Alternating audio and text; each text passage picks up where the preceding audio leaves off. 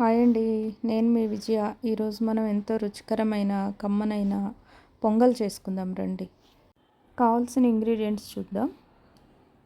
పెసరపప్పు, rice 1 cup అండి, ఘీ అండి, కొత్తిమీర, పుదీనా, ఆనియన్, చిల్లీసు, అల్లం, మిరియాలు, జీలకర్ర, ఆవాలు. ముందుగా రైసు పెసరపప్పు కడిగి పెట్టేసుకొని 2 విజిల్స్కి కుక్కర్లో పెట్టేసుకుందామండి. తర్వాత ఉడికించిన బియ్యం పెసరపప్పు మిశ్రమాన్ని గంటెతోటి కొంచెం కలుపుకుందామండి. తర్వాత మనం తాలింపు పెట్టేసుకుందాం. ఇందులో తాలింపేనండి మెయిన్. స్టవ్ ఆన్ చేసుకొని కడాయి పెట్టుకొని ఒక 3 to 4 టేబుల్ స్పూన్స్ ఆయిల్ వేసుకొని అందులోనే కొంచెం నెయ్యి కూడా యాడ్ చేసుకోవాలండి. నెయ్యి మస్ట్ అండ్ షుడ్ అండి. అదే తాలింపులో జీలకర్ర, ఆవాలు, మిరియాలు ఇవి చిటపట్లాడిన తర్వాత కొంచెం ఇంగువ వేసుకోవాలండి. ఇంగువ వేస్తే ఆ ఫ్లేవరే వేరండి, నెక్స్ట్ లెవెల్ ఉంటుంది. తర్వాత ఆనియన్, చిల్లీసు, అల్లం పీసెస్, కొంచెం సాల్ట్ వేసుకొని ఆ మిశ్రమాన్ని కొంచెం బాగా కలుపుకోవాలి.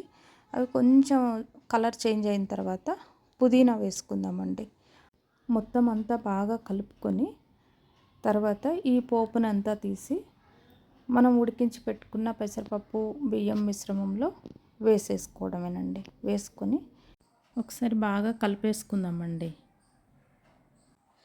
ఇంగువ వేసాం కదండి, దానివల్ల మనకి బాగా అంటే బాగా మంచి స్మెల్ వచ్చేస్తుంది. ఫైనల్గా కొత్తిమీరతో గార్నిష్ చేసుకోవడం అంతే అండి. ఎమ్మి టేస్టీ మన పొంగల్ రెడీ అయిపోయిందండి. ఇది పెసరపప్పు నేను తినను కాబట్టి మా బాబుని టేస్ట్ చేయమన్నా దీనికి కాంబినేషన్గా పల్లీల చట్నీ చేశానండి. చాలా బాగుందని చెప్తున్నాడండి చిన్ను. ఈ పొంగల్లో మనం వాడిన ఇంగ్రీడియంట్స్ అన్నీ కూడా మనకి హెల్త్ బెనిఫిట్ చేసేవేనండి. మిరియాలు, జీలకర్ర, అల్లము, కొత్తిమీర, పుదీనా ఇవన్నీ అండి. ముఖ్యంగా ఈ రెసిపీని ఇష్టపడని వాళ్ళంటూ ఎవ్వరూ ఉండరండి. నెయ్యి వేసాం కాబట్టి అందరూ ఇష్టపడతారు. ఇలాంటి మరిన్ని యూస్ఫుల్ రెసిపీస్ కోసం మన ఛానల్ని సబ్స్క్రైబ్ చేసుకోండి ఫ్రెండ్స్. Thank you.